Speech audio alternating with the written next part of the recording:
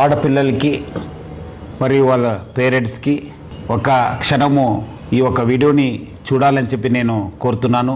ముఖ్యంగా ఈ smart phone రావడంతో అందరూ కూడా దానికి అలవాటమై దాని ద్వారా మళ్ళీ సోషల్ మీడియాలో అలవాటయి చాలా విషాదకరమైన సంఘటనలు నా దృష్టికి వస్తున్నాయి. వాళ్ళు కథనాలు చూసిన తర్వాత చాలా అంటే చాలా బాధ అనిపిస్తుంది. సో అందుకు మీ ముందు వచ్చి కొన్ని మాటలు చెప్పాలని చెప్పి నేను అనుకున్నాను.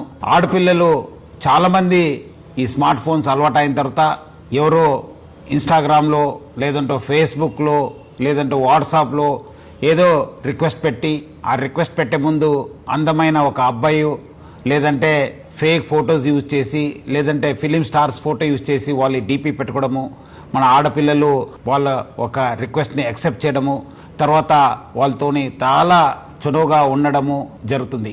కొన్ని రోజు అయిన తర్వాత ఇట్లానే ఆ ఒక మాటలు వాళ్ళ ఒక పర్సనల్ ఫొటోస్ కావాలి, మీరు చాలా అందమై ఉన్నారు, చాలా స్వీట్ వర్డ్స్ చెప్పడంతో మన ఆడపిల్లలు కూడా ఏదో తెలియక వాళ్ళు పర్సనల్ ఫొటోస్ పంపడము. ఈ పర్సనల్ ఫొటోస్ పంపించిన తర్వాత దాన్ని ఆనే అబ్బాయి చేతిలో పెట్టుకొని ఒక రాక్షసుడిగా తయారవుతున్నారు. ఆ ఒక ఫొటోస్తోని బ్లాక్మెయిల్ చేయడము, లేదంటే నాకు ఫిజికల్గా కలవండి అని చెప్పడము, లేదంటే ఈ మధ్యలో డబ్బులు కూడా మీరు నాకు పంపించాలని చెప్పి చాలామంది ఆడపిల్లలు దొంగతనం చేసి లేదంటే వాళ్ళ సంపాదించిన డబ్బులతోని వాళ్ళకి పంపడం జరుగుతుంది.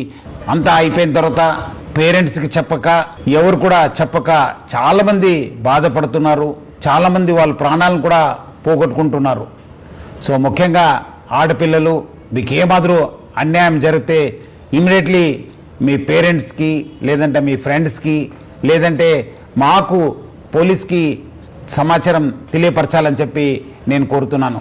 పేరెంట్స్ కూడా చాలా జాగ్రత్తగా ఉండి వాళ్ళు ఆడపిల్లలతోని సమయం కేటాయించాలి. వాళ్ళు ఏం చేస్తున్నారు, ఎక్కడ చేస్తున్నారు, వాళ్ళు ఎవరి దగ్గర వెళ్తున్నారు అనే పైన కూడా నిఘా పెట్టాల్సిన అవసరం ఎంతో ఉంది. ఇట్లాంటి సంఘటనలు మీ దృష్టికి వస్తే మీరు ఇమీడియట్లీ డయల్ 100కి ఫోన్ చేయాలని చెప్పి కోరుతున్నాను.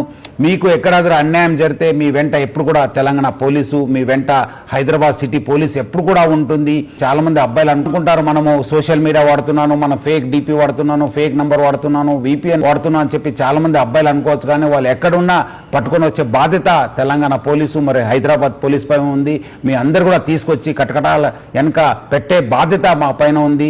ముఖ్యంగా ఆడపిల్లలు అందరూ కూడా ముందు వచ్చి ఇలాంటి వాళ్ళపైన కంప్లైంట్ ఇవ్వాలి. అట్లానే పేరెంట్స్ ప్లస్ పిల్లలందరూ కూడా ఆడపిల్లలు జాగ్రత్త ఉండాలని చెప్పి కోరుతూ సెలవు తీసుకుంటాను. Thank you. జై హింద్, జై హైదరాబాద్ సిటీ పోలీస్.